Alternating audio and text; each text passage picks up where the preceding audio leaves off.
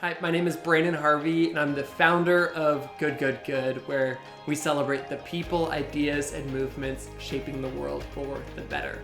Branden Harvey is a storyteller and creator who founded Good, an organization of people fighting against fear and hate while looking at the good and how we can become better.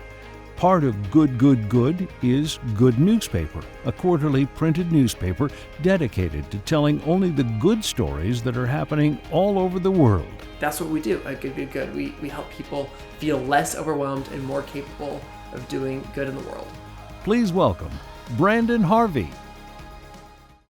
Branden, hi, welcome. We're so glad that you're with us this morning. What a strange situation this is, huh? Seriously, it feels so weird to be on this giant screen, but I'm super honored to be here, Bobby. Yeah, you are a giant, by the way. It's like if you could actually stand in this building, your head is about 4 feet tall. It's awesome. You're about this tall on my screen, awesome. But I'm honored. That's great. Well, welcome. We're so glad that you're here. And what a great thing it is to have, would you consider yourself a journalist? I was going to say, a positive journalist or something like that. Do you consider yourself? Yeah, my background was in the world of humanitarian photography, and that was kind of the world that I lived in. Mm-hmm. Well, it's so awesome. And I love this idea. You started Good a few years ago. What was the thing that inspired you to do this?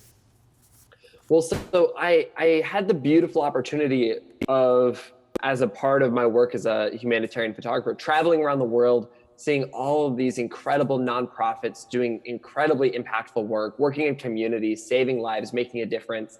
And I'd come home and I'd realize my friends don't know these stories. The rest of the world doesn't know these stories. And you turn on the news and I'd see the country I was just in, and I would just see the bad news. And they would, go to commercial break before they get to the good news. And then I'd come back from the commercial break and the good news never came. And I was like, well, maybe I can help tell some of these stories. It's interesting because in this era of COVID-19, it's hard to think about there being good stories, right? People getting sick, people dying, people going out of business, families being separated. There's never been more bad news. And you almost feel like the news media is kind of relishing it because, the way the news cycle tends to work is that you're always looking for, they say if it bleeds, it leads. And I've listened to lots of podcasts from producers of news media and things like that who kind of are struggling because there is kind of that part of it. And so here you are, you're saying, well, in an era where everything is bleeding, you're like, it's like the world is inverted. What's that like for you in this era? Yeah, it's really interesting that you bring up that idea of if it bleeds, it leads. And I've had a lot of conversations with neuroscientists and people who research the brain, and they talk about this internal negativity bias we have where bad news sticks to our brains like Velcro, but good news slides right off our brains like Teflon. And that's why that bad news is sticking with us so much. But I think about this quote from Mr. Rogers, who, I just admire so much, where he said, when I was a boy and I would see scary things in the news, my mother would say to me, look for the helpers. You will always find people who are helping. Yeah. And so that's what I'm leaning into in this time. That quote from Mr. Rogers' mom, where, despite all this bad news and despite the fact that it sticks on such a deep level in our brains, there are always going to be people showing up to help. And so I'm just leaning into that belief and saying, okay, I'm going to look for them. I'm going to find them. I'm going to celebrate them. And then when we elevate them, it'll inspire more people to join in and become good news themselves. That's awesome. And you're getting a great response to this, aren't you? I'm sure people need good news now more than ever. Yeah, honestly, it feels like this is what we were made for. The work that we're doing, celebrating good news. We've never felt more passionate about this work. And it really is special because I genuinely believe that there are so many people who want to step up and make a difference. And so when you see those examples of other people doing that, I think that really is a beautiful catalyst. I know for myself, that's been true for me. I know, I'm a pretty positive person, and it's almost a joke sometimes. And it's interesting because I have not been sleeping well, and a lot of people have not been sleeping well lately, and usually I sleep okay, And I was watching a thing and it said, you know, one of the best things you can do during this time to sleep better is to not look at the news, you know, within a couple hours before you go to bed. But it's making me think of this. I'm like, it's because all the news is mostly bad. I'm like, maybe it would be good to check out Good, Good, Good before I go to bed, and maybe that'll help me sleep better.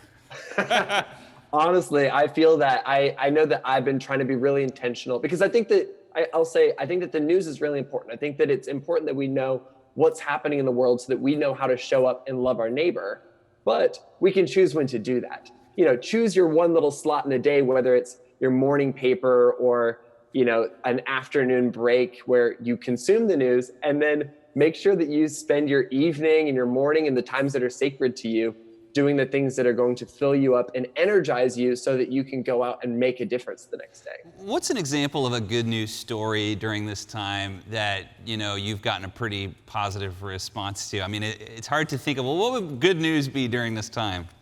Yeah, I mean, ultimately, I think it's stories of people who are saying, what's the unique way I can make a difference during this time? You know, I'm not a frontline health worker.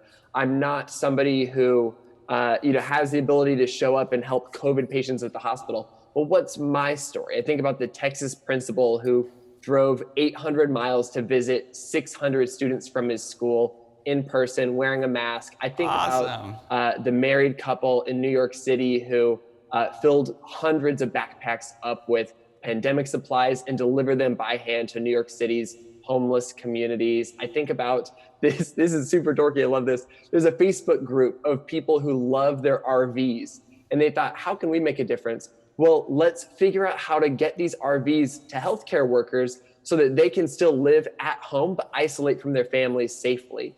And it's all these people who are saying, what's my unique way to make a difference? And that's even what we try to do on our side. We're like, well, what can we do? Well, we just make a good newspaper. We make a print newspaper filled with good news.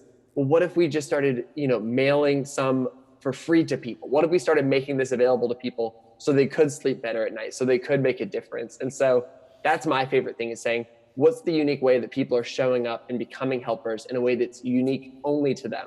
And in this age of digital stuff, you guys actually are a print medium, right? Like you're actually like at an age when people are saying, oh, the old gray lady's going out of business. You guys are like, no, we want to do a print media, right? I mean, that's one of your... Yeah, I mean, it's super dorky, but we make a real life print newspaper. We ship it all over the world. It's awesome. So funny. And I think there's something special about being able to tangibly hold on to this thing you believe in. If you believe in the power of good news, to be able to hold that instead of it just being digital is cool.